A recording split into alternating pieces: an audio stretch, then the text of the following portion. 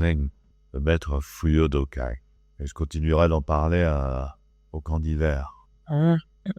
Quoi qu'il en soit, un jour, maître Fuyodokai a enseigné à ses disciples, les montagnes bleues sont constamment en train de marcher. Et la femme de pierre met au monde un enfant pendant la... Donc, je vous l'ai dit hier, c'est un petit peu difficile à comprendre le fait que notre esprit est semblable au ciel infini et que notre corps, quand je dis semblable, c'est dans le sens relié, il est un. Et notre corps est semblable et relié non seulement à notre Terre, à notre planète, mais à toutes les planètes de l'univers. Comme nous sommes constamment habitués à regarder les choses à l'extérieur, on a oublié, on a coupé cette relation.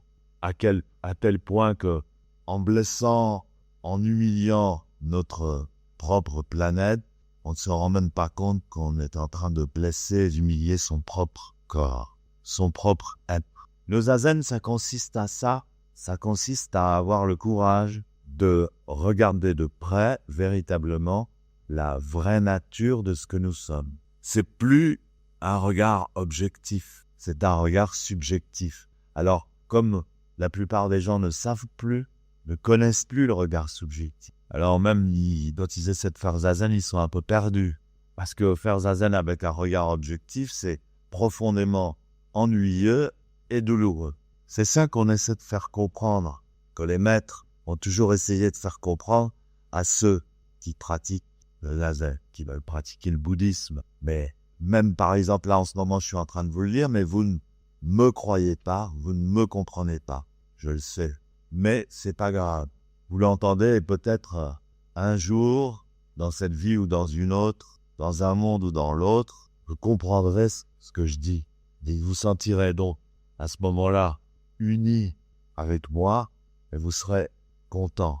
Il y aura « Ah, il avait raison, maintenant je comprends » et vous m'enverrez toute votre sympathie. C'est ça qu'il faut comprendre. Je regarde les gens qui font zazen, moi je suis toujours étonné, mais comment se fait-il qu'il n'y ait pas des milliers de personnes qui se pressent à la porte des dojos pour pouvoir faire zazen? Je suis étonné. Et je remarque que beaucoup de gens qui sont attirés vers la pratique de zazen sont des gens qui ont un petit peu des problèmes avec leur corps. On voit pas tellement de super...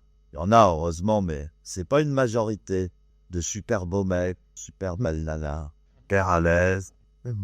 Ces gens-là, ils sont attirés qui ont un peu des difficultés avec leur corps, sont parfois attirés par le zazen parce qu'ils ont envie de prendre à bras le corps, la voix, c'est-à-dire la voix, c'est soi-même, et puis de comprendre comment ça marche, qu'est-ce que c'est, qu'est-ce qu'on peut en faire. Est-ce qu'on peut éventuellement arrêter de souffrir avec son corps et arrêter de souffrir avec son esprit? C'est effectivement ce qu'on apprend dans le zazen. Dans le zazen et puis dans tout le reste de notre vie, parce que le zazen ne dure pas en réalité seulement 1 heure. Alors donc, ce poème de Fuyodokai, les montagnes bleues sont constamment en train de marcher. Il est fou. Alors c'est un poète. Et après, il parle d'une femme de pierre qui met au monde un enfant. Une femme de pierre, ça peut pas mettre au monde un enfant parce que le col de l'utérus en pierre ne pourra pas s'ouvrir.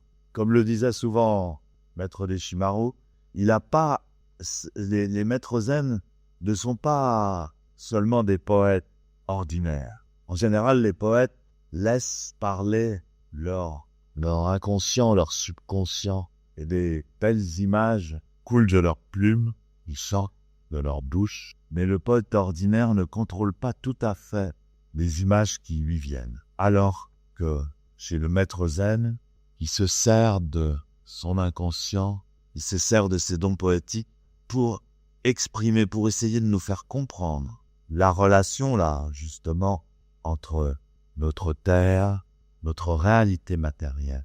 Il n'y a rien de plus lourd, il n'y a rien de plus imposant, il n'y a rien de plus immuable qu'une montagne. Il n'y a rien de plus immobile. Et faites d'imaginer qu'elles sont en train de marcher. Mais Fuyodokai va vous répondre, mais je n'imagine pas qu'elles sont en train de marcher. Elles sont en train de marcher, mais toi tu le vois pas. Et imaginez que les femmes qui reproduisent notre race humaine sont en pierre, c'est ridicule. Elles sont en pierre, mais tu ne le sais pas. Beaucoup de maîtres ont dit que la nature qui nous entoure est toujours le plus merveilleux des sutras bouddhistes. Et vous savez ce que veut dire sutra? Sutra, ça veut dire, en fait, voie de suture. Sutra, c'est le fil qui sert à réparer une blessure de la nature. Autrement dit, la nature se répare elle-même. Il suffit que on laisse la nature livrer à elle-même et elle se répare, elle se guérit. C'est simplement l'antinaturel qui blesse. Donc pendant celle-ci disait souvent, la Koleshimaru disait souvent, vous devez devenir semblable à une montagne. Pour moi, ce poème de Fuyo Dokai traite du véritable mouvement de la nature. Le véritable mouvement de la nature, c'est celui qu'on doit faire pendant un certain. On va retrouver le temps, le mouvement de la montagne. On va devenir comme de la terre. On va respirer du très fondement. On doit être unité avec l'éternité. L'aspiration doit être semblable au vent. Donc j'en reparlerai de ces thèmes au camp d'hiver. On dit souvent que pendant Zazen, on ne doit pas bouger.